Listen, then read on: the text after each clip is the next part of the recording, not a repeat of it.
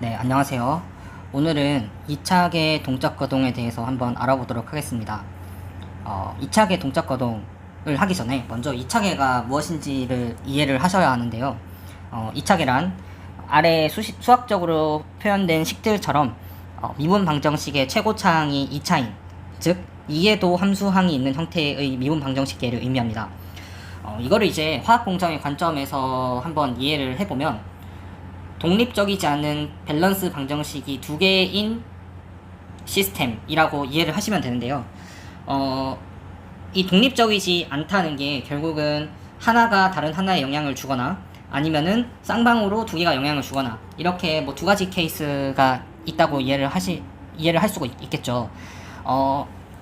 이렇게 이해를 하는 이유가 우리가 화학 공정의 밸런스 이퀘이션 같은 경우에 기본 형태가 in, out, 플러스 gen는 accumulation 이런 식으로 표현을 할 수가 있잖아요.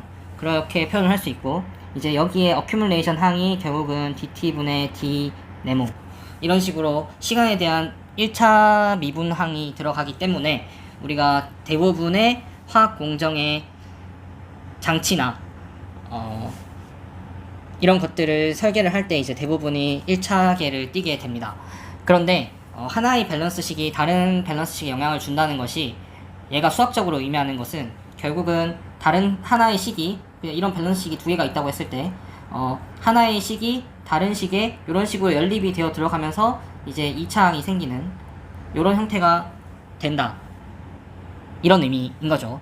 그래서 우리가 아까 말씀드린 것처럼 하나의 밸런스식이 다른 하나의 밸런스식에만 영향을 주는 경우를 우리가 non-interacting system이라고 부르고 그 다음에 서로 쌍방으로 영향을 주는 경우는 interacting system이라고 부릅니다. 이 interacting system과 non-interacting system의 가장 큰 차이는 이제 한쪽 방향에서 일방적으로만 작용을 하면은 절대로 진동이 발생하지 않습니다. 그런데 이제 쌍방으로 작용을 할 경우에는 밸런스식이 쌍방으로 작용할 경우에는 진동 응답이 나타날 수가 있는데요. 이거를 이해를 하려면은 가장 좀 직관적으로 이해를 할 수 있는 게 우리가 물리계에서 이 질량, 용수철, 그 다음에 마찰면 이런 시스템으로 이해를 해주시면은 좀 직관적으로 이해를 해주실 수가 있습니다. 이 시스템을 우리가 화학공학적 관점으로 접근을 해보면 밸런스식 두 개로 나타낼 수 있습니다. 첫 번째 밸런스식은 속도와 변이에 대한 관계식. 우리가 보통 속도는 시간분의 거리라고 표현을 하는데 이 식을 우리가 이 화학 공정 전체의 관점에서 밸런스식으로 나타낼 수가 있어요.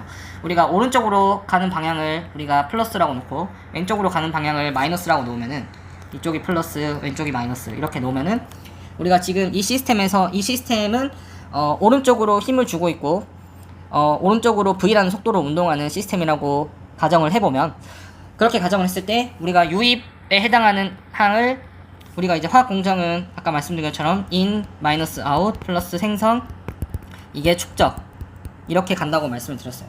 그래서 우리가 오른쪽의 속도를 V 그 다음에 왼쪽으로는 지금 이동하는 게 없으니까 0이라고 놓고 그 다음에 속도 생성되는 게 없으니까 0 그렇게 해서 이 누적 결과는 시간분의 이동 거리가 늘어나는 거죠. 그래서 우리가 속도 시간 그래프도 밸런스식의 관점에서는 이런 식으로 나타낼 수 있고 그 다음에 두 번째는 이제 우리가 합력 즉 운동량 밸런스식을 세울 수가 있습니다.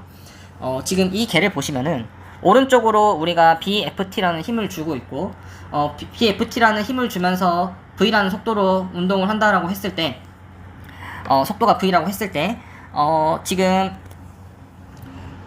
오른쪽으로 주는 게 우리가 그 in이라고 했죠. 그래서 in에 해당하는 게 B의 FT. 그 다음에 지금 out에 해당하는 것은 지금 왼쪽으로 주는 힘을 의미합니다. 우리가 오른쪽으로 감에 따라서 지금 용수철이 같이 달려 있는데 얘가 이제 오른쪽으로 이동을 하면은 용수철이 이제 용수철이 늘어나면은 원래대로 돌아가려는 복원력이 있어요. 그래서 그거에 해당하는 힘이 우리가 훅의 법칙이라고 해서 F는 KX로 표현을 하죠. 근데 얘 같은 경우는 지금 반대 방향으로 힘이 작용을 하고 있으니까 마이너스의 KX 정도로 생각을 하시면 될 것 같고 그 다음에 또 생기는 힘을 관점에서 보면은 우리가 어떤 물체가 지금 이동을 하게 되면 그 방향의 반대 방향으로 마찰력이 작용을 합니다. 마찰력이 작용을 하는데 우리가 속도가 v로 운동을 한다고 했을 때 이 마찰력 같은 경우는 우리가 마이너스 cv의 형태로 나타낼 수가 있어요. 그러니까 지금 반대 방향으로의 저항력이 생기는 거라고 이해를 해주시면 되겠습니다. 그래서 이것들의 합이 결국은 축적되는 힘의 양이니까 얘를 우리가 이제 그 시간에 대한 미분항으로 나타내면은 질량 곱하기 dt dv 이런 형태로 나타낼 수가 있어요. 그래서 이런 식으로 한 시스템에 서로 다른 밸런스식이 두 개가 있는데, 그러면 이제 우리가 이 v는 dx dt를 여기에 대입을 할 수가 있죠. 이렇게 연립을 하게 되면은 최종적인 형태가 b의 ft 마이너스 kx 마이너스 c의 dx dt가 m의 dx 제곱 d 제곱 x dt 제곱 이런 식으로 우리가 표현이 되는 거죠. 그래서 이런 식으로 이제 우리가 2차계는 질량, 용수철, 마찰명계로 이해를 하시면 가장 직관적입니다. 그러면 우리가 이제 여기서 진동응답이 어떻게 발생을 할 수 있느냐, 그거를 한번 좀 이해를 해볼 텐데요. 그걸 이해해보기 위해서 일단 진동이 발생하는 경우를 좀 이해를 하기 위해서 우리가 첫 번째로는 마찰이 없다고 가정을 해보겠습니다. 이 마찰이 없다고 한번 가정을 해볼게요. 마찰이 없다고 가정을 했을 때 우리가 지금은 힘을 BFT라는 힘을 주고 있는데, 여기서 이제 힘을 갑자기 딱 안 줬다고 가정을 해볼게요. 그러면 어떻게 될까요? 그러면 얘가 이제 속도가 점점 줄어서 0이 됐다가, 그 다음에 속도가 점점 줄어서 0이 됐다가 복원력에 의해서 왼쪽으로 이용을 하게 될 겁니다. 그쵸? 용수철을 생각해 보시면 되는데, 힘을 딱 놔버리면은 놓는 순간부터 속도가 줄면서 뒤로 팍 이동을 할 거예요. 그래서 용수철이 다시 이런 식으로 엄청 촘촘하게 딱 압축이 되겠죠. 이렇게 압축이 됐다가 이제 용수철이 압축이 되면은 또 어떻게 되죠? 얘가 이제 다시 늘어나죠. 원래의 초기의 길이대로. 그래서 용수철이 압축이 됐다가 다시 늘어나면서 오른쪽으로 이동을 해서 다시 똑같이 늘어나는 과정을 거치게 될 겁니다. 그렇게 해서 늘어나면은 다시 왼쪽으로 줄어들고, 다시 줄어들면 오른쪽으로 늘어나고, 이게 우리가 진동을 하는 형태죠. 그래서 이 시스템을 좀 직관적으로 이해를 해보면 우리가 마찰력, 즉 마찰력을 큰 관점에서는 우리가 저항력이라고 부를 수 있는데, 저항력, 그리고 얘 용수철 같은 경우는 복원력이죠. 복원력. 우리가 복원력이 저항력보다 압도적으로 크면은 얘가 물론 압도적인 아니지만 복원력이 저항력보다 크면은 얘는 이제 진동을 하게 됩니다. 근데 만약에 이제 여기서 마찰이 이제 조금씩 늘어난다고 가정을 하면은 얘가 이제 마찰이 아예 없으면은 원래 위치만큼 늘어났다가 최대로 줄었다가 다시 원래 위치만큼 최대로 늘었다가 줄었다가 이 과정을 계속 반복을 할 텐데, 마찰이 존재하면은 이제 마찰에 의해서 이 에너지가 마찰력으로 뺏기게 되면서 이 복원력이 점점 줄게 되는 거죠. 그러니까 처음에는 예를 들어서 마찰이 존재를 하게 되면 처음에는 자 이만큼 늘어났어요. 그 다음에는 이제 이만큼 줄었어요.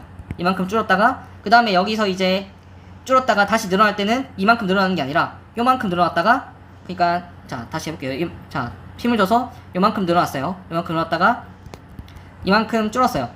근데 이제 이만큼 처음만큼 줄지는 못하고 얘가 이제 에너지가 손실이 되니까 이제 이만큼 줄어들고, 그 다음에 얘 같은 경우는 이제 다시 원래 크기만큼 늘어나지 못하겠죠. 이런 식으로 이제 요만큼의 손실들이 계속 누적해서 발생을 하다가 결국은 마찰에 의해서 이 왔다 갔다 하는 이 진동을 멈추게 될 겁니다. 이 상황이 이해가 되시죠? 그래서 마찰력이 존재를 하게 되면은 진동을 하는데, 진동의 저항력에 의한 에너지를 깎아 먹으면서 얘가 이제 진동이 점점 줄면서 최종적으로는 진동이 멈추게 될 거예요. 그래서 이 복원력이랑 저항력이 존재를 하게 되면은 이제 진동을 하게 되고요. 근데 이제 만약에 저항력이 엄청 큰 경우라고 생각해 볼게요. 그러니까 저항력이 여기가 복원이죠. 이게 엄청 큰 경우라고 생각해 볼게요. 예를 들면은 어떤 게 있을까요? 예를 들면은 이제 바닥이 진흙으로 된 그런 개를 한번 생각을 해볼게요. 자, 우리가 바닥이 진흙이라고 하면 이제 여기가 엄청 마찰이 크죠. 뭐 사실 뭐 이게 마찰이 큰 거랑 또 다른 문제긴 한데, 일단 뭐 그것도 통으로 이제 마찰이 아니라 저항력의 관점으로 봅시다. 우리가 진흙이나 찰흙 이런 데다가 이런 시스템을 똑같이 설치를 했다고 하면은 얘가 힘을 줬다가 놔도 바닥에 의한 저항력 때문에 얘가 원래대로 돌아가지 않을 겁니다. 그냥 조금만 움직였다가 멈추거나 아니면은 아예 움직이지 않는 이런 상황이 될 거예요. 그런 상황이 좀 와 닿으시죠? 그래서 이처럼 우리가 복원력이 저항력 저항력보다 한정하게 작을 때는 아예 힘을 놨을 때 아예 움직이지 않거나 아니면 조금 움직이다가 멈추는 그런 형태가 발생을 할 수 있습니다. 그렇기 때문에 이처럼 진동이 발생을 하냐 안 하냐는 결국은 저항력이 복원력보다 얼마나 크냐에 따라서 이제 결정이 될 수가 있는 거예요. 그렇기 때문에 우리가 2차계는 큰 틀은 이제 이런 시스템으로 이해를 해주시면 되는데, 이런 시스템의 기본적인 형태가 외부 입력, 이게 아까 외부 힘이죠. 외부 힘 마이너스 저항, 마이너스 복원력 이렇게요. 복원력 마이너스 저항. 이게 이제 관성. 그러니까 앞으로 가는 힘이냐 그대로 멈추느냐 그걸로 이제 결정이 되는 거기 때문에 우리가 이제 저항력이 크냐 복원력이 크냐에 따라서 얘가 진동을 하느냐 아니면 진동을 하지 않느냐가 결정이 된다. 그런 의미로 이해를 해주시면 될 것 같습니다. 뭐 비슷한 그건 이제 전기에서 RLC 회로도 똑같은 그런 구조로 되어 있는데 뭐 이건 한번 찾아보시고요. 그래서 일단 2차계는 기본적으로 우리가 가장 좀 직관적으로 이해할 수 있는 게 질량, 연수철, 마찰, 면계를 생각해 주시면은 이제 될 것 같습니다.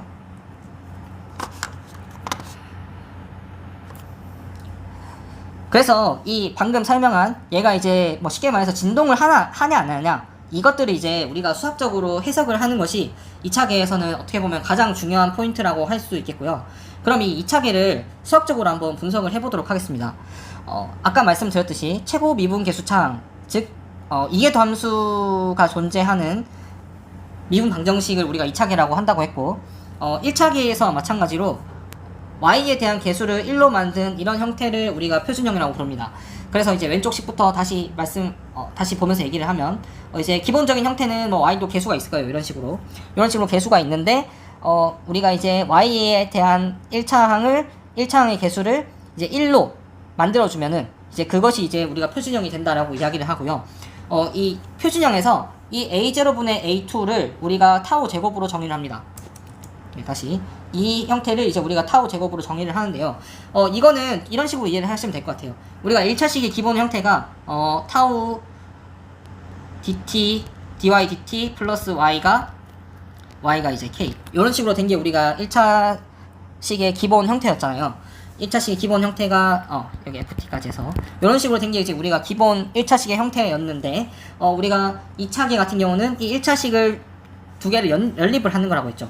그래서 이런 식으로 이제 두 개의 1차식이 있을 때 타우2는 dy dt 플러스 y는 k의 ft 그런 식으로 해서 이제 이 식을 여기로 연립을 하게 되면은 이제 우리가 d 제곱 y dt 제곱 하면서 t1 t2 이런 식으로 붙게 될 텐데 그렇게 되면 이제 결국은 여기가 이제 타우가 두 개 붙는 항이 되기 때문에 이걸 이제 우리가 표준형으로 할 때는 얘를 일반항을 시켜서 여기 a0분의 a2를 우리가 타우 제곱으로 정의를 하고요.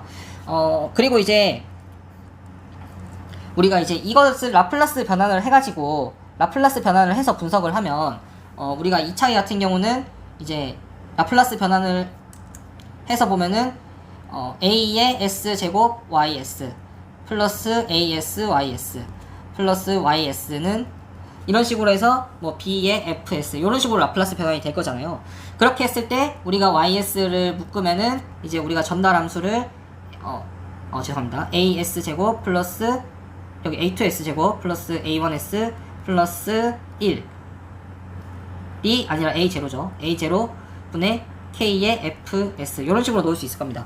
그러면 이제 우리가 얘가 이제 진동을 하냐 안 하냐를 이렇게 말씀드릴게요. 우리가 이제 얘가 진동하는 형태의 응답을 보이려면은 그러니까 얘를 이제 우리가 yt로 바꿨을 때 얘가 진동하는 형태의 응답을 보이려면은 여기에 뭐가 올지는 모르겠지만 삼각함수가 붙어야 됩니다. 사인 뭐 x 플러스 얼마 이런 식으로 삼각함수가 붙어야 됩니다. 그런데 우리가 여기 있는 이 전달 함수를 역 라플라스 변환을 해서 yt로 변환을 했을 때 삼각함수를 갖게 하려면 어떻게 돼야 되죠? 우리가 이제 이거를 역 라플라스 변환으로 삼각함수를 만든다고 하면 이걸 이제 보통 우리가 부분 분수로 나눠가지고 이제 우리가 이거를 쪼개서 뭐 x 플러스 a 알파 s 플러스 b의 베타 이런 식으로 쪼개서 얘를 이제 다시 역변환을 해가지고 만드는데 결국은 진동을 하려면은 여기 있는 녀석이 사인의 형태가 나와야 되는 거고, 우리가 사인 형태가 나오려면은 여기에 분모가 둘 다 허근이 되어야 되잖아요. 그렇기 때문에 여기에 있는 이 분모에 오는 이 식이, 분모에 오는 이 s에 대한 2차식이 허근을 가져야지만 우리가 진동하는 형태가 나온다고 말씀드릴 수가 있는 거죠. 그런데 이거를 이제 허근을 가지는지 아니면 허근을 갖지 않는지를 판별하는 기준이, 우리가 이 2차 방정식이 판별식이 0일 때가 기준이니까, 그래서 우리가 이 판별식을 기준으로 얘를 구분을 하는 거고, 판별식 기준으로 이제 얘가 허근을 가지냐 실근을 가지냐로 판단을 하는 거고, 우리가 얘가 판별식이 0일 때의 A1, 그러니까 판별식 0일 때의 이 1차 미분 계수항에 붙어있는 이 계수를 우리가 임계감세 계수라고 부릅니다. 그래서 판별식이 0일 때의 A1을 우리가 임계감세 계수라 부르고, 이 임계감세 계수에 대한 내가 현재의 A1 값을, 그러니까 얘가 판별식이 0일 때의 A1에 대한 실제로 A1 값을, 우리가 현재 감세 계수의 값을 우리가 제타 댐핑 팩터라고 정의를 해요. 그러니까 감세인자라고 정의를 합니다. 네, 이거는 뭐 받아들이셔야 됩니다. 그래서 우리가 이렇게 정의를 하는 이유가, 판별식이 0일 때보다 A1이 커야지, 판별식이 0일 때를 기준으로 얘가 이제 크냐 작냐로 결국은 진동을 하느냐 하지 않느냐가 결정이 되기 때문에, 당연히 이제 판별식에서의 A1 값보다 A1 값이 크면은 얘는 두 개의 실근을 가지게 돼서 진동을 안 하게 되는 거고, 판별식 D가 0이 될 때의 A1 값보다 작은 A1 값을 갖게 되면 얘는 두 개의 허근을 가지기 때문에 진동을 하게 될 거예요. 그래서 우리가 댐핑 팩터를 우리가 A1 프라임, 얘는 D가 0일 때의 A1이라고 말씀을 드렸고, 그 다음에 실제로의 A1 이렇게 정의를 한다 라고 말씀을 드렸고, 자, 그런 관점에서 우리가 이제 A1을 어떻게 정의를 할 수 있냐면, A1 프라임을 어떻게 정의를 할 수 있냐면, 이제 D가 0일 때니까 우리 D가 이제 B제곱 마이너스 4AC잖아요. 그래서 A1 프라임의 제곱 마이너스 4A2A0가 0이 되는 A1 값이니까 A1 프라임을 우리가 2루트 A0 A2로 정의를 할 수 있고요. 그 다음에 우리가 제타는 아까 말씀드린 대로 판별식 D가 0일 때의 A1 값분의 현재의 A1 값이라고 말씀을 드렸어요. 자, 그래서 우리가 A1 프라임을 여기서 구했죠. A1 프라임을 2루트 A0 A2, 판별식 D는 0에서 나온 식이니까 그거를 여기다가 대입을 해서 계산을 해보면 어떻게 되죠? 여기서 이제 이런 식으로 나타낼 수가 있는 거죠. 이런 식으로 나타낼 수 있고, 자, 우리가 판별식을 표준형으로 나타냈을 때 요 개수를 우리가 타오 제곱으로 정의를 한다라고 말씀을 드렸어요. 그래서 여기 분자 분모를 양변을 A0로 나눠보면은 A0분의 A1 그리고 분모는 2루트 A0분의 A2 이렇게 되니까 얘가 어떻게 되죠? 얘가 이제 우리가 A0분의 A2를 타오 제곱으로 정의를 했잖아요. 타오 제곱으로 정의를 했고, 여기 루트가 쓰여 있으니까 결국은 어떻게 된다? 결국은 제타는 2타오분의 2타오 A0분의 A1 이렇게 나타낼 수가 있겠죠. 그래서 이거를 이제 A0분의 A1에 대해서 나타내면은 여기다가 바로 써볼게요. A0분의 A1은 그래서 2제타의 타우, 이런 식의 관계식이 나오게 되는 겁니다. 그래서 여기 붙어 있는 이 계수는 2제타 타우로 표현이 되는 거죠. 이해되시죠? 그리고 우리가 A0분의 B는 그 1차항에서도 K로 정의를 해서 우리가 최종적인 일반식의 형태는 요런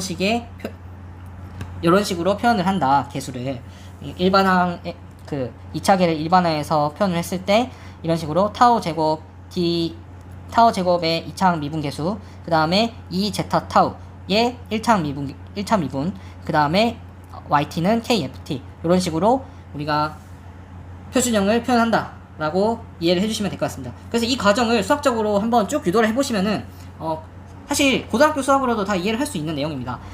그렇기 때문에 이거를 직접 한번 해보시면서 과정을 쭉 유도를 해보셨으면 좋겠습니다. 네, 그러면 제타의 범위에 따른 공정의 거동에 대해서 한번 보도록 하겠습니다. 공정 자체의 거동인 GT는 우리가 FT는 1인 임펄스 응답의 경우랑 같기 때문에 보시는 것처럼 표준형으로 나타낸 다음에 표준형으로 2차계를 나타낸 다음에 전달 함수를 구해서 이 전달 함수의 근의 공식을 통해서 구해보면은 이제 오른쪽 그림과 같이 오른쪽의 식과 같이 최종적으로 이런 형태의 식을 띠게 됩니다. 그래서 여기서 보면은 이제 제타가 1보다 크면은 실근을 갖고 서로 다른 두 실근을 갖고 제타가 1일 때는 중근을 갖고 제타가 1보다 작으면은 허근을 갖게 되죠. 그리고 이제 특별하게 또 이제 제타가 0이 되는 경우에는 이제 아예 여기 실수부가 사라지면서 플러스 마이너스 허근만 갖는, 그러니까 순허수를 허근으로 갖게 되는 케이스, 요렇게 나타내, 요렇게 이제 구분을 할 수가 있게 되는데요. 그래서 먼저 0일 때를 보면은 제타가 0이 되면은 방금 말씀드린 대로 실수부가 사라지고 순허수가 많이 남게 되면서 라플라스 변환을 역변환으로 해서 한번 구해보면은 주기가 타오분의 2파이인 삼각함수의 형태로 나타내지게 됩니다. 그래서 이거를 그래프로 나타내면은 이제 요런 식으로 0에서부터 시작해서 요런 식으로 계속 진동하는 형태의 그래프가 나타나지게 되는 거죠. 그래서 이거 같은 경우는 t의 값에 상관없이 계속 같은 진폭으로 계속해서 진동을 하는 형태의 삼각함수로 나타나집니다. 이 구간을 앞서 말씀드렸던 2차계의 그 물리에서 2차계인 외력, 보건력, 저항력은 관성력의 관점에서 보면은 제타가 0일 때는 1차 미분계수가 0이 되는 거죠. 그래서 1차 미분계수가 0이라는 말은 그에 따라 저항력이 없는 형태로 이해를 하시면 되고, 제가 전에 비유를 들 때 마찰력이 없으면은 용수철의 진동이 계속 영원히 왔다 갔다 하는 그런 형태가 된다고 설명을 드렸었는데, 딱 그 형태가 이제 제타가 0일 때라고 이해를 해주시면 될 것 같습니다. 그래서 진폭의 감소 없이 영원히 진동을 하는 형태의 그래프가 그려지게 되고, 이런 형태의 경우에는 진폭이 줄어드는 게 없어서, 그러니까 저항력에 의해서 에너지가 손실이 되는 형태가 없기 때문에 영어로는 undamped 시스템으로 부르고, 뭐 한글로 표현하면 이제 감쇄하지 않는, 그러니까 뭐 에너지가 감소하지 않는 무감쇄계라고 표현을 합니다. 다음에 이제 제타가 0과 1 사이일 때의 경우에는 전달함수의 근이 실수부와 허수부를 모두 갖는 형태의 근을 갖게 되죠. 여기가 이제 0과 1 사이면은 여기도 살아있고 여기도 살아있는 형태가 되기 때문에 얘를 이제 역 라플라스 변환을 해서 t에 대한 식으로 한번 변환을 해보면 아래와 같이 지수함수의 음수승을 갖는 항이 삼각함수 앞에 추가가 되게 됩니다. 네, 여기 지수함수의 음수승을 갖는 항이 삼각함수 앞에 추가가 되게 되죠. 그래서 0일 때와 마찬가지로 계속해서 진동은 하지만 지수함수에 마이너스 승이 붙은 채로 살아있기 때문에 얘가 진동이 진행되면 진행될수록, 즉 t가 지남에 따라서 여기 앞에 붙어있는 2의 마이너스 지수승은 계속 커지기 때문에 최종적으로 이 공정의 응답 진폭은 낮아지는 형태의 그래프를 보이게 되고, 결국은 그렇게 이런 식으로 진동은 하는데 진폭이 에너지 손실이 발생함에 따라서 저항력이, 그냥 복원력이 계속 줄어드는 거죠. 에너지 손실이 발생함에 따른 복원력이 줄어들게 되면서 얘는 최종적으로 0에 수렴하게 되는 이런 형태의 그래프를 보이게 됩니다. 이때도 진동이 아예 발생되지 않을 만큼은 저항력이 크진 않지만, 어쨌든 저항력이 존재는 함에 따라서 에너지 손실이 발생하고 그에 따라서 복원력도 점점 줄어드는 형태로 되기 때문에 영어로는 underdamped 시스템이라고 표현을 하고, 뭐 한국어로는 이거를 뭐 부족 감쇄의 계 이렇게 표현을 합니다.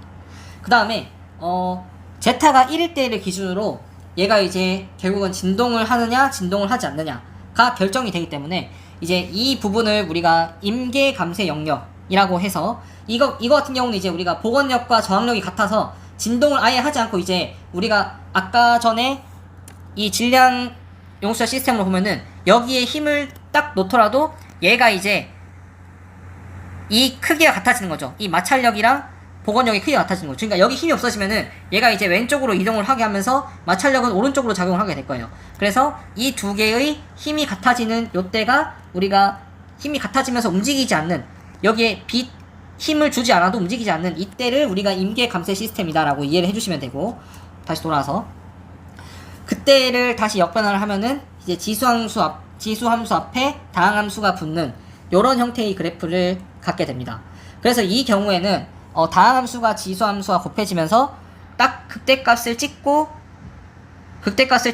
0으로 시간이 지남에 따라서 0으로 감소하는 요런 형태의 그래프를 보이게 됩니다. 요런 형태의 그래프를.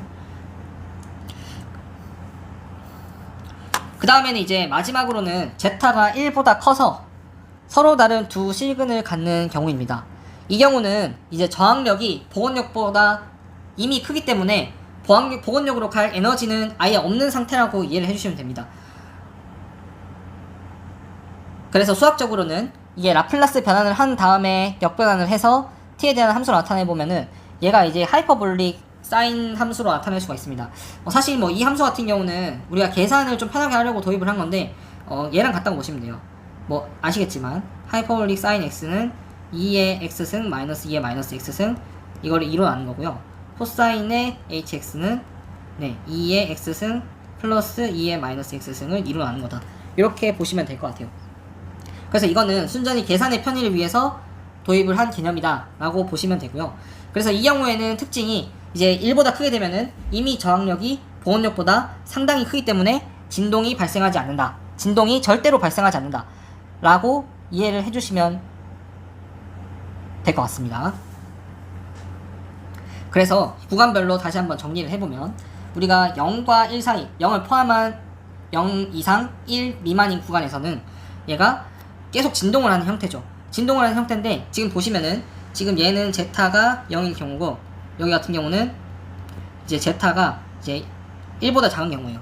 그래서 우리가 제타가 0일 때랑 1일 때를 기준으로 보면은 지금 최고점은 0일 때가 크죠. 당연히 그럴 수밖에 없는 게 지금 여기에 지수의 마이너스 항이니까 이 마이너스 항이 크면 클수록 이 높이는 작아지게 될 거잖아요. 그렇기 때문에 이제 제타가 증가할수록 그러니까 제타가 0과 1 사이 범위에서 제타가 증가할수록 진폭은 줄어들고 그 다음에 또 제타가 증가하게 되면 어떤 일이 생기죠? 제타가 증가하게 되면은 T 앞에 붙어있는 개수가 감소하게 됩니다. 이 개수가 감소하게 되고 이 개수가 감소한다는 말은 결국 진동수가 결국 이제 주기가 증가한다는 거랑 같은 의미거든요. 자, 쉽게 이해를 해보면은 우리가 사인 x랑 사인 2x 이거를 비교해보면은 얘는 주기가 2파이고 얘는 주기가 파이잖아요. 그러니까 여기 x 앞에 붙어있는 이 개수가 커지면 커질수록 주기가 짧아진다 라고 이해를 하시면 되는데 여기 제타 값이 커지면은 이 전체 다시 여기 제타 값이 커지면은 이 전체 값은 작아지기 때문에 결국 주기는 증가하게 된다. 그래서 그래프를 보시면은 여기는 지금 주기가 여기인데 지금 주기가 미세하게 증가한 게 보이시죠? 주기가 미세하게 증가한 게 보이실 거예요.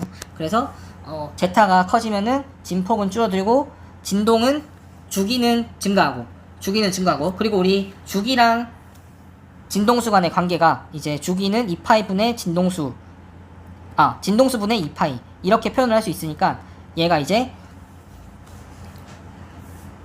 고유 주파수는 감소한다. 그러니까 주파수가 결국에는 이제 t 앞에 붙는 사인항의 변수 앞에 붙는 개수니까 이 개수가 감소한다. 이렇게 이해를 해주시면 될 것 같습니다.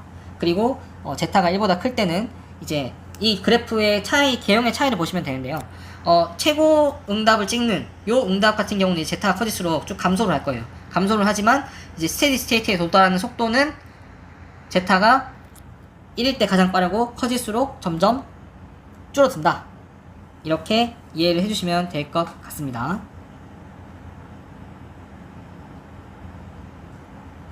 제가 이걸 반대로 썼네요. 자, 이게 빠르게 도달한다는 게 아니라 얘가 1보다 커질수록 느리게 도달한다. 이렇게 바꿔주셔야 됩니다. 도달한다.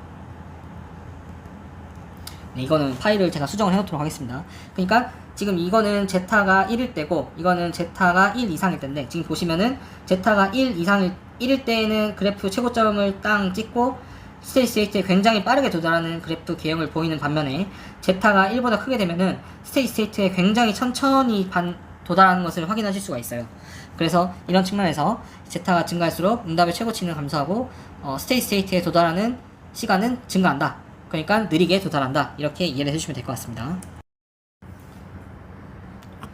네. 다음에는 이제 2차계에서 스텝 인풋을 줬을 때 동적 거동에 대해서 알아보도록 하겠습니다. 2차 거동 같은 경우에는 스텝 인풋을 줬을 때의 거동에 대한 응답에서 파생되는 정의들, 뭐 오버슈트나 뭐 디케이 레이시오 이런 것들이 있기 때문에 이 부분은 직접 유도하는 과정을 한번 거쳐서 보도록 하겠습니다. 그리고 이때까지 쭉 해온 것처럼 부분 분수로 풀이하는 방법은 교과서도 그렇고 아마 공정 제어를 공부하시는 분들 많이 접해 보셨을 거기 때문에 저는 부분 분수가 아닌 회선 적분을 통해서 정면 돌파하는 방법으로 쭉 진행해 보도록 하겠습니다. 우리가 YS는 GS, FS에서 이거를 통으로 역변환을 해서 YT는 G 스타 F의 T, 그리고 이게 인테그랄 0부터 T까지 G의 T 마이너스 세타 F 세타의 D 세타, 이렇게 변형을 하는 게 우리가 회선 적분이라고 말씀을 드렸고, 정의에 의해서 다음과 같은 식으로 변환이 된다고 라플라스 강의를 할 때 말씀을 드렸습니다. 그래서 여기서 크기가 회선 적분을 하기 위해서는 우리가 이 함수, 그러니까 공정 자체의 GT도 알아야 되고, 그 다음에 뭐 응답의 FT, 이 같은 경우는 그냥 뭐 대부분 스텝이나 뭐 아니면 램프 뭐 이런 응답이 있을 수 있는데, 어쨌든 이제 대부분 스텝을 많이 증명을 하기 때문에 보통 이제 스텝을 FT로 나타내면은 이제 이런 식으로 나타낼 수가 있죠. 그리고 지금 여기 같은 경우는 적분 구간이 세타기 때문에 뭐 FT지만 F세타로 표현을 했다 라고 봐주시면 되겠고, 지금 세타가 0보다 클 때를 기준으로 하기 때문에 F세타는 A다, 이렇게 정의를 할 수가 있는 거죠. 자, 그렇게 해서 하나하나씩 직접 넣어서 계산을 해보시면 됩니다. 우리가 GT 같은 경우는 아까 타워분의 K의 사인 타워분의 T라고 말씀을 드렸고, 그 다음에 시간 T 앞에 붙는 계수가 우리가 삼각함수에서의 주파수를 의미한다고 말씀을 드렸고, 그리고 우리가 언댐프드 리스폰스, 즉 GT가 언댐프드 시스템에서의 주파수를 우리가 자연 주파수라고 부릅니다. 여기로 이제 자연 주파수. 그래서 그게 결국은 타워분의 1이 되는 거고요. 그래서 이거에 따라서 그냥 쭉쭉 계산해 보시면 됩니다. 일단은 G의 타워 마이너스 세타 집어넣으면은 여기 T 자리에 타워 마이너스 세타 집어넣으면 되죠. 그렇게 해서 식을 보면은 인테그랄 0부터 T까지 여기가 이제 G의 T 마이너스 세타가 되는 거고, 이쪽이 이제 F 세타 되는 거죠. 자, 그렇게 해서 쭉쭉 계산해주면 되죠. A 앞으로 넘어오고 타워 빠지고, 그래서 계수 앞으로 빼주고, 그 다음에 여기를 이제 U로 치환을 했네요. U로 치환을 하면은 치환 적분 형태 되는 거니까 DU는 어떻게 되죠? 마이너스 타워분의 D 세타, 이렇게 되는 거니까 따라서 D 세타가 마이너스 타우 DU로 치환이 되겠네요. 그래서 D 세타 자리에 마이너스 타우 DU 집어넣는 거고, 여기 U 넣어주면 되고, 그 다음에 적분 구간 바꿔줘야죠. 적분 구간은 T가 0일 때 U는, 자, 우리가 T 마이너스 세타를 타우로 나눈 거를 얘를 U라고 정했으니까 타우 자리에 세타 자리에 0 들어가면은 타워분의 T 되죠. 그 다음에 이 자리에 T 들어가면 0 되죠. 그렇게 해서 이거 그냥 적분해주면 끝나는 거죠. 그래서 마이너스 타워 D 세타는 이거 마이너스 곱해주고 적분과 위아래 바꿀 수 있죠. 그래서 이렇게 되다 보니까 이거 그대로 그냥 적분하면은 계산 나옵니다. 우리 사인 적분하면은 마이너스 코사인 U, 여기를 타워분의 T, 0부터 타워분의 T까지 이렇게 되는 거니까 얘가 마이너스 코사인 타워분의 T 빼기를 한 번 더 빼니까 플러스 1, 이렇게 돼서 계산하면은 이렇게 된다. 유도하는 거 구할 수 있고요. 이거는 크게 어렵지 않아서 금방 하실 수 있으실 거예요. 그 다음에 이제 우리가 부족 감세, 언더댐프드 리스폰스, 그러니까 언더댐프드 시스템에서 스텝 응답 줬을 때 얘를 유도를 좀 잘 하셔야 되는데, 일단 이것도 마찬가지로 똑같습니다. GT 일단 가져옵니다. GT가 우리가 아까 타워의 루트 1 마이너스 제타 제곱분의 K에 2의 마이너스 타워분의 제타 T승 곱해져 있고, 사인의 타워분의 1 마이너스 제타 제곱 T. 자, 일단은 이거 변수를 좀 간략하게 해주기 위해서 여기에 우리가 타워분의 제타를 알파라고 하고, 그 다음에 진동수 사인에 붙어있는 이 감쇄 진동수를 타워분의 루트 1 마이너스 제타 제곱이라고 정의를 하겠습니다.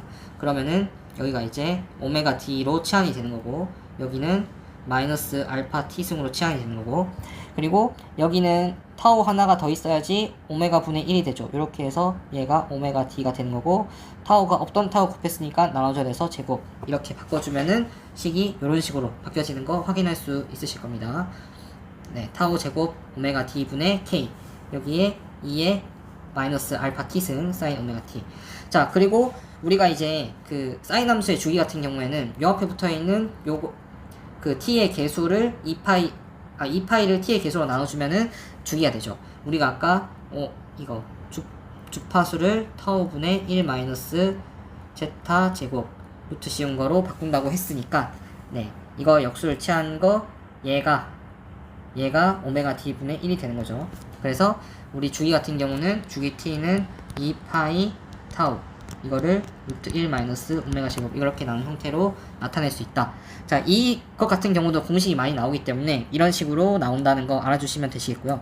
자, 그러면은 쭉 적분을 해보면 됩니다. 자, 우리 최종적으로 이 식에서 여기에다가 이제 t 마이너스 세타를 집어 넣을 건데요. 그러면은 이 자리에 t 마이너스 세타 넣고, 여기 t 마이너스 세타 넣고, 그 다음에 a 요거. 자, 그러면은 여기서 이제 세타와 관계없는 식들을 앞으로 싹 다 빼줍니다. 그러면은 타우 제곱 오메가 d 분의 ka에 2의 a 마이너스 t, 지금 여기 변수가 세타에 대한 변수니까 여기 t로 돼 있는 식은 다 앞으로 빠져나올 수 있죠. 그렇게 해서 결국은 얘를 계산해주면 되는데, 이거 같은 경우에도 지금 식이 조금 상당히 귀찮게 되어 있는데, 우리가 사인 함수, 여기도 마찬가지로 지금 얘를 우리가 u로 치환을 했네요. u로 치환을 하면은 이제 여기에 u 넣어주면 되고, 그 다음에 알파에 t 마이너스 지금 t 마이너스 세타가 u니까 세타는 t 마이너스 u가 되는 거죠. 그래서 여기에 자, 우리가 t 마이너스 세타를 u라고 했으니 세타는 넘어서 t 마이너스 u가 되는 거죠. 그 다음에 d 세타는 마이너스 d 세타가 du가 되는 거니까 d 세타는 마이너스 du가 될 것이고, 자, 그렇게 해서 넣어 주시면은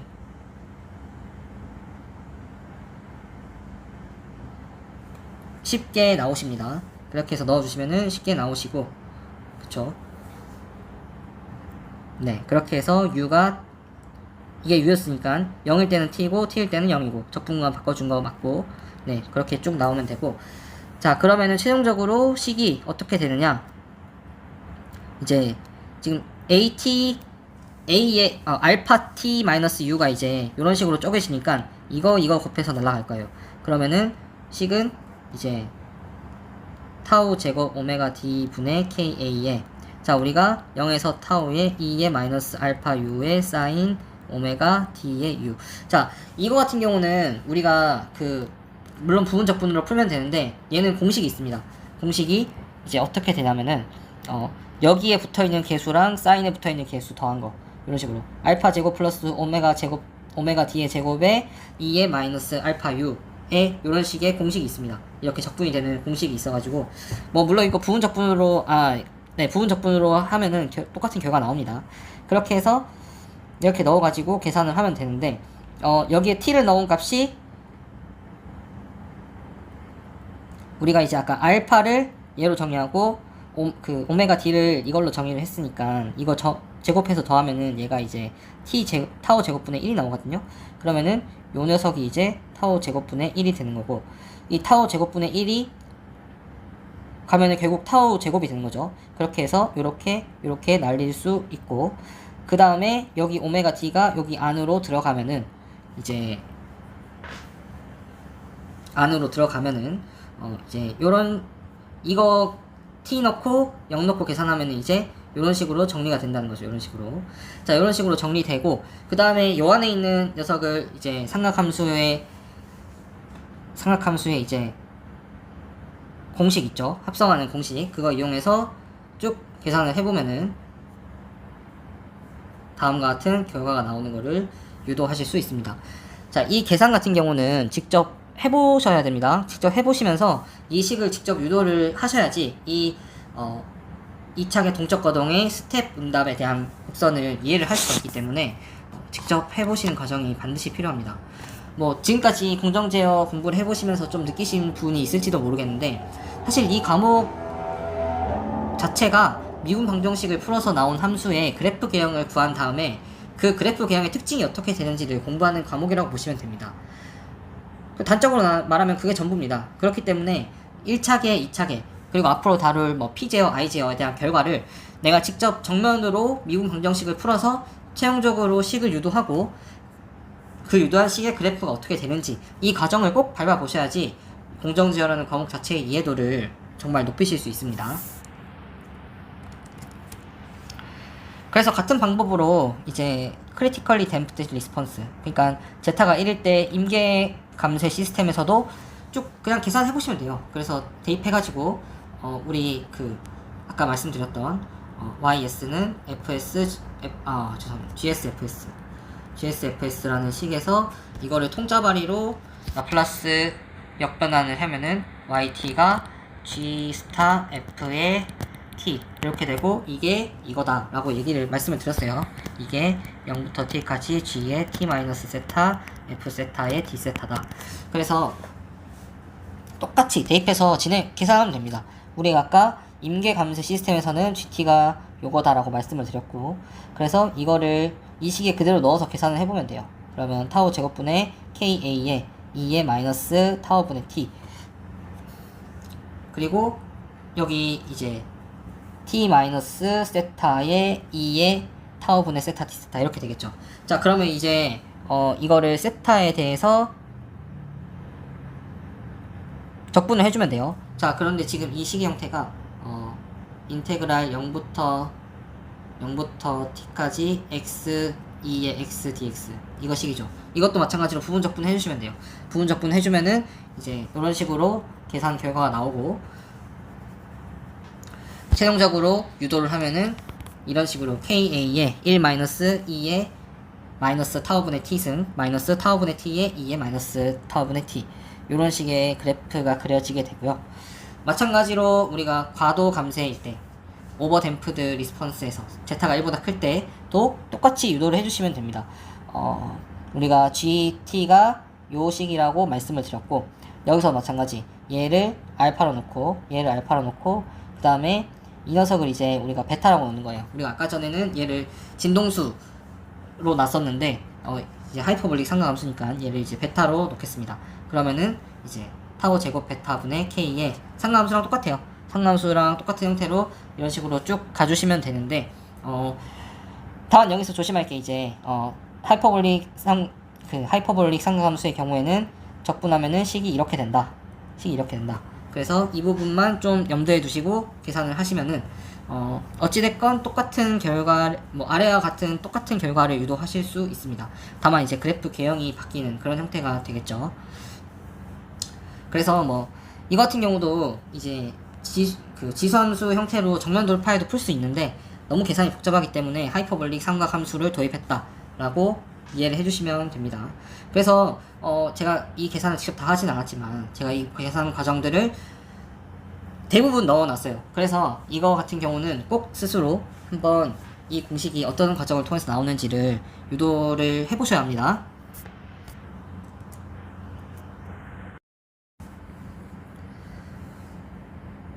네, 그래서 우리가 앞서 유도했던 2차계 공정의 스텝 인풋에 대한 거동을 아래와 같이 정리할 수 있습니다. 처음부터 쭉 보면은 언더 댐프드 시스템에서는 스텝 응답을 주면 1 마이너스 코사인 x의 거동을 보이게 되고, 여기서도 마찬가지로 저항에 의한 에너지 손실이 없어서 복원력만 100%이기 때문에 스테디 스테이트에 도달하지 못하고 계속해서 진동해서 발생합니다. 여기서 스테디 스테이트에 도달하지 못한다는 게 그러니까 수렴을 하지 않는다는 뜻입니다. 우리가 KA라는 그 새로운 스테디 스테이트 값을 찍기는 하지만 이제 계속 진동을 하면서 이 값에 수렴을 하지 못한다는 의미로 보시면 될 것 같고, 그 다음에 언더 댐프드 시스템에서는 마찬가지로 복원력과 그 다음에 저항력이 동시에 존재를 하기 때문에 진동을 하는 형태를 보이기는 하지만 최초의 다시 말씀드릴게요. 진동을 하는 형태를 보입니다.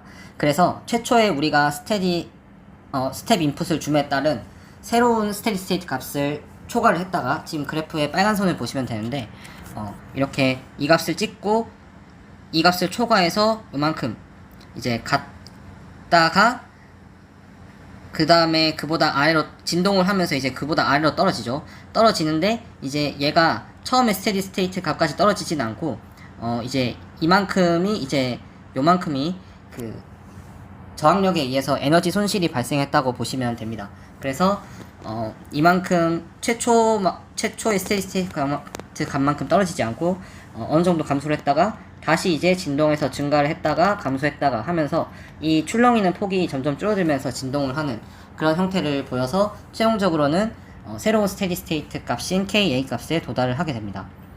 여기서 이제 진동 응답들의 특징을 살펴보면 앞서 설명했던 내용과 마찬가지로 그 감쇄 인자, 댐핑 팩터가 커질수록 이착의 공정에서의 동특성과 동일하게 진폭이 작아지는 형태를 띠게 됩니다. 특히 여기서는 새로운 스테디 스테이트 값과 진동 발생에 따라 스테디 스테이트를 초과해서 최대값을 찍었을 때 그 값과의 차이, 그러니까 여기서 표시한 A가 되겠죠. 이 A와 그 다음에 제 두 번째의 최대값과의 차이 등 이착의 스텝 응답 곡선의 그래프에서 나오는 새로운 용어들을 알아야 합니다. 먼저 그 언더 댐프트 시스템에서는 저항력과 복원력이 모두 작용을 하는데 이 저항력에 따라서 에너지 손실이 발생을 하니까 진폭은 점점 작아지다가 스테디 스테이트에 도달을 하게 됩니다. 진동이 발생함에 따라서 출력값이 가장 크게 벗어났을 때를 기준으로 나타내는 지표로 오버슈트라는 개념을 이제 새롭게 정의를 하게 됩니다. 오버슈트라고 하면 스테디 스테이트를 기준으로 스테디 스테이트보다 양의 방향으로 얼마나 크게 벗어났는가로 정의를 해서 그래프에 보시는 것처럼 이제 B분의 A로 정의를 하게 됩니다. 그 다음에 디케이 레이시오라고도 정의를 하는데 뭐 한국말로는 이제 감쇄비나 쇠퇴비라는 용어로 표현을 하게 됩니다. 이게 뭐 감쇄나 쇠퇴라는 게 뭐 무슨 의미인지 뭐 정확하게는 잘 모르겠어도 뭔가 줄어든다는 느낌은 들잖아요. 그래서 이것에 대한 정의는 한 주기 동안 저항력이 작용을 해서 복원력이 얼마나 감소했는가를 나타내는 수치라고 이해를 해주시면 됩니다. 그래서 이걸 나타내는 지표는 최초의 스테디 스테이트에서 벗어난 출력의 크기 A에서 한 주기가 지났을 때의 출력의 크기 C의 비율로 정의를 한다라고 이해를 하시면 되겠습니다. 그 다음에 또 새롭게 나오는 용어가 이제 상승시간이라는 개념이 나오는데요. 이 상승시간의 개념은 스텝 응답을 줬을 때 스테디 스테이트 응답의 최초로 도달하는 시간으로 이해를 해주시면 되겠고요.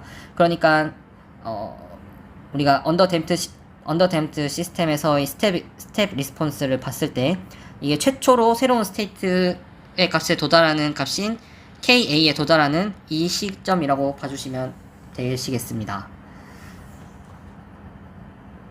그 다음 피크 타임이라는 개념도 나오는데 이거는 말 그대로 진동을 하면서 찍는 최대값을 찍었을 때의 그 시간이 피크 타임이다 라고 봐주시면 되겠습니다. 즉 스테디 스테이트에서 가장 멀어졌을 때의 시간이라고 생각하시면 됩니다. 그 다음에 응답 시간, 리스폰스 타임은 이게 스테디 스테이트에서 플러스 마이너스 5% 이내의 범위로 처음 도달한 시간, 즉 이 시간부터는 그냥 스테디 스테이트라고 가정을 하겠다라고 정의를 하는데 이제 그때의 도달한 시간이라고 그러니까 한 응답의 95%가 되는 그 시점이라고 보시면 될 것 같아요. 95%나 105%가 되겠죠. 그러니까 스테디 스테이트에서 한 5% 이내로 들어왔을 때의 그때의 최초의 시간이 리스폰스 타임이다. 그러니까 뭐 단적으로 얘기를 하면은 그냥 이제 스테디 스테이트에 처음으로 도달한 시간 정도로 이해를 해주시면 될 것 같습니다. 자, 그러면 방금 설명한 이 값들을 우리가 실제로 수식으로 어떻게 유도를 하는지도 한번 계산을 통해서 알아보도록 하겠습니다. 유도는 방금 설명한 순서와는 반대로 상승 시간과 그 다음에 피크 타임부터 먼저 하고 그 다음에 오버슈트와 디케이 레이시오를 설명하는 순서로 진행을 하겠습니다. 왜냐면은 피크 타임에서의 출력이 결국은 오버슈트이기 때문에 먼저 시간을 구한 다음에 그 구한 시간을 이 함수에다가 대입을 하면은 결국 그게 이제 오버슈트를 구하는 형태가 되기 때문에 먼저 시간을 한번 구해보도록 하겠습니다. 라이즈 타임을 여기 설명에 써놓은 대로 출력이 처음으로 최종 목표값에 도달하는 시점입니다. 그렇기 때문에 이거는 쉽습니다. 네, 이거는 굉장히 쉽습니다.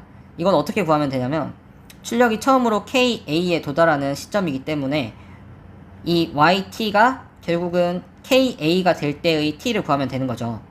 얘가 KA가 될 때의 T를 구하면 되는 거기 때문에 여기서 이제 이 YT가 KA가 되면 되는 거죠. 그러면 여기서 1 KA 사라지고 여기 있는 이 식이 얘가 0이 돼야 됩니다. 근데 이 식이 0이 되려면은 사인 1 타워분의 1 마이너스 제타 제곱의 루트를 씌운 요 값이 0이 되면 되는 거죠. 이게 0이 되면 되는 거죠. 그래서 죄송합니다. 이 전체가 이제 0이 되면 되는 거죠. 그럼 이 전체가 0이 되면 되는데 얘가 0이 되는 사인의 값이 우리가 사인 0일 때 0이고 그 다음 두 번째로 0이 되는 게 사인 파이일 때 0이 되잖아요.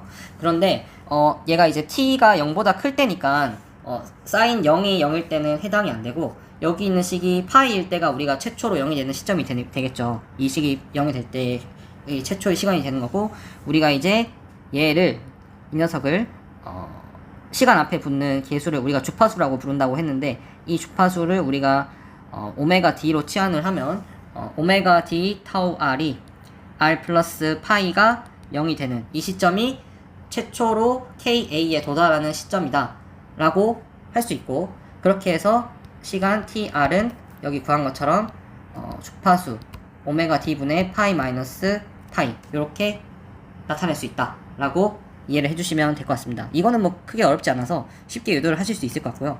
그 다음에 두 번째 피크 타임이 최고 피크에 도달하는 데 걸린 시간이라고 정의를 했는데 이게 최고가 그러니까 이게 결국은 사인 함수의 형태로 이제 최고점에 도달을 하게 되는데 우리가 얘의 최고값이 얼마인지를 알 수가 없으니 이 그래프의 특성을 통해서 우리가 최고값을 찍는데 걸렸던 시간을 유도를 해야 되는데 우리가 사인 함수 같은 경우에는 지금 그 볼이랑 마루 부분에서 접선의 기울기가 0이 되죠. 이 성질을 이용을 해서 유도를 해주시면 됩니다.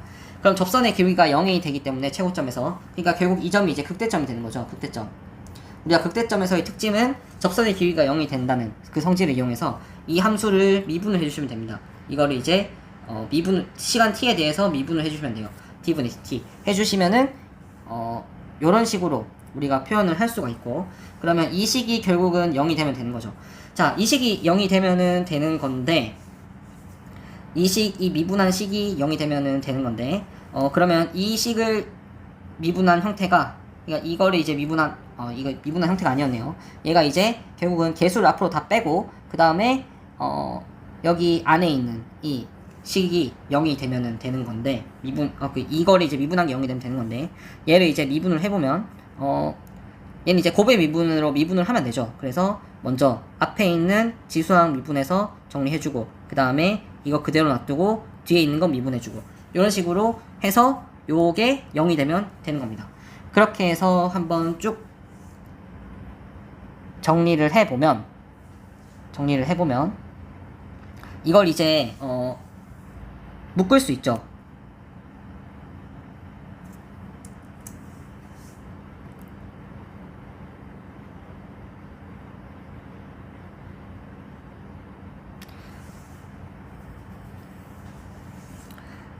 이거를 그 전개를 해서 표현을 할 수가 있습니다. 이거는 이제 사인 오메가 dt의 코사인 파이 플러스 코사인 오메가 dt의 사인 파이 그 다음에 이 식 같은 경우는 이제 코사인 오메가 dt의 코사인 파이 마이너스 사인 오메가 dt의 사인 파이 그래서 그리고 얘 같은 경우는 지금 이 앞에 마이너스 알파에 2의 마이너스 알파 t가 붙어 있는 거고 그 다음에 여기 같은 경우는 2의 마이너스 알파 t 이런 식으로 붙어 있는 거죠.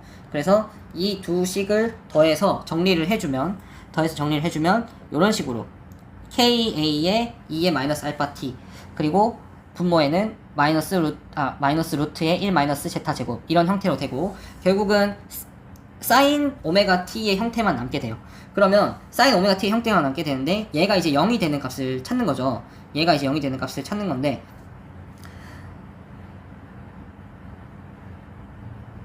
0이 되는 값을 찾는 건데, 얘도 마찬가지로 사인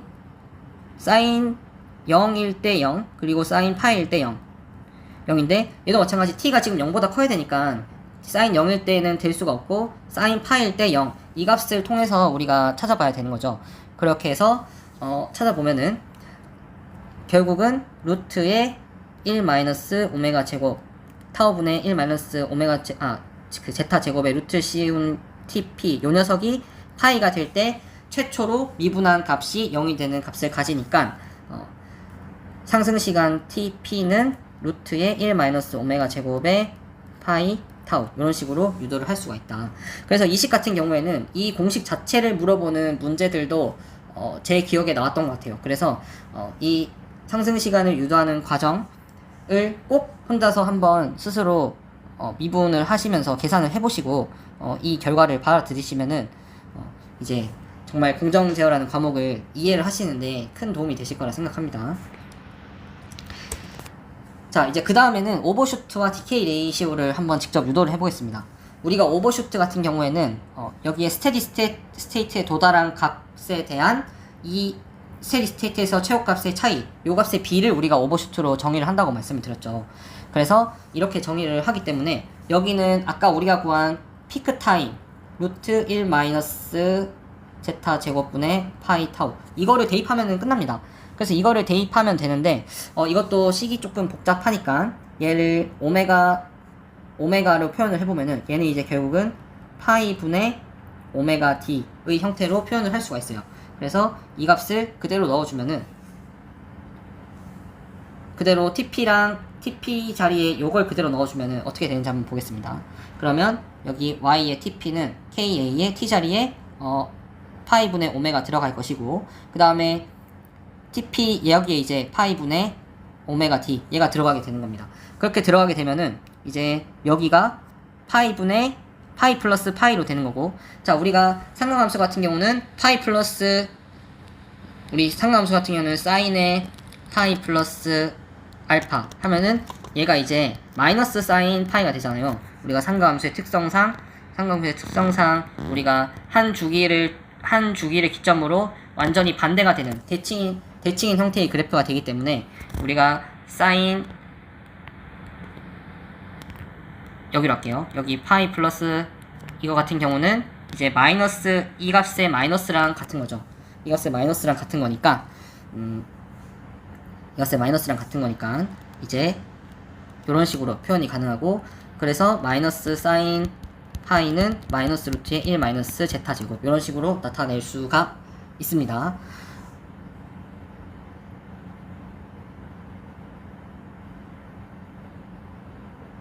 네, 그렇게 해서 쭉 대입을 해보시면은 여기가 이제 마이너스의 1 마이너스 제타 제곱을 갖게 되는 거고, 그러면 이거 곱하기 해서 날아가면서 C 결국은 이런 식으로 나타나게 됩니다.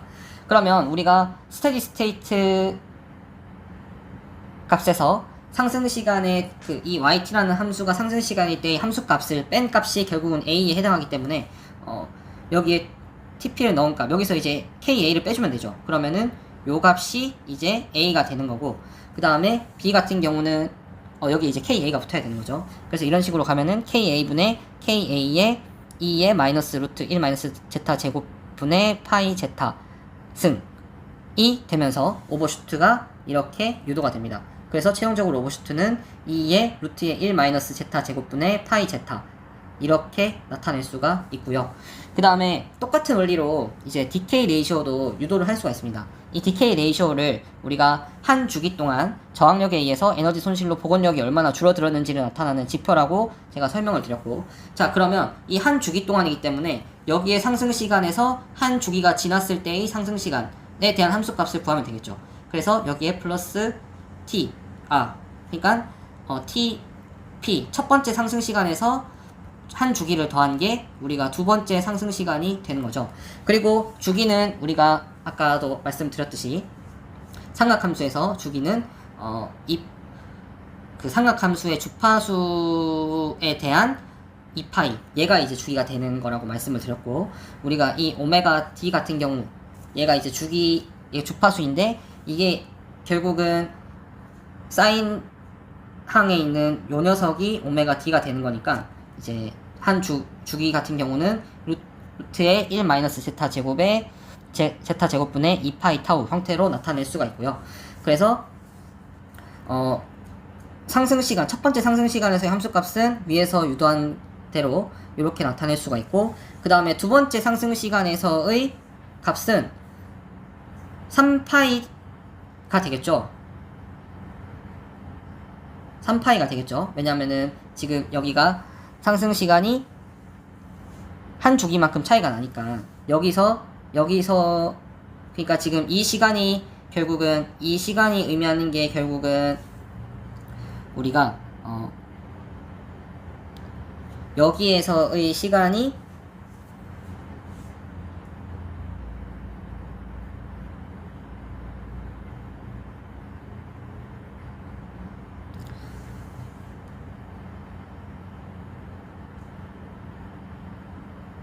네, 여기서의 시간이 결국은 우리 상승 시간이 파이 타우 루트 1 마이너스 제타 제곱이 됐으니까 이거 한 주기가 이거니까 이거 두 개 더하면 이제 3파이 제타 형태로 되겠죠.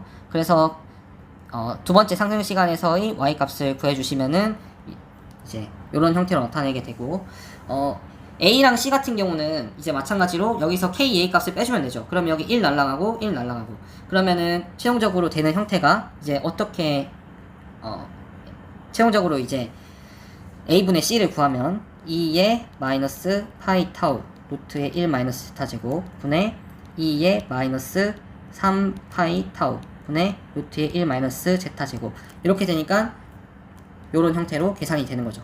그래서 이 값 같은 경우는 우리가 오버슈트가 루트의 1 마이너스 제타 제곱에 마이너스 파이 제타고, 우리가 DK 레이쇼를 구해보니 이 앞에 2가 붙는 것만 똑같으니까 결국은 오버슈트를 제곱한 값이 DK 레이쇼가 된다. 이런 식을 유도하실 수가 있습니다. 네, 그래서 지금까지 2차계 공정의 특징부터 해서 쭉 유도를 한번 해봤는데요. 이러한 의미들을 아는 것도 물론 중요하고, 사실 뭐 이렇게 수식으로 유도하는 과정이 상당히 좀 시간이 많이 걸리고 복잡해서 그냥 결과만 외우실 수도 있는데, 처음에 한번 공부를 하실 때 이러한 개념들이 어떻게 나왔고, 그리고 수식으로 나온 결과들이 왜 이렇게 나오는지를 한번 쭉 유도를 해보시는 시간을 가지면 공정제어를 공부하실 때 이제 정말 이 과목의 의미를 몸으로 느끼시면서 공부하실 수 있다고 생각을 합니다. 그래서 좀 시간이 걸리더라도 이러한 공식들이 어떻게 나오는지를 한번 쭉 직접 유도를 해보시기를 저는 적극적으로 권장을 드립니다.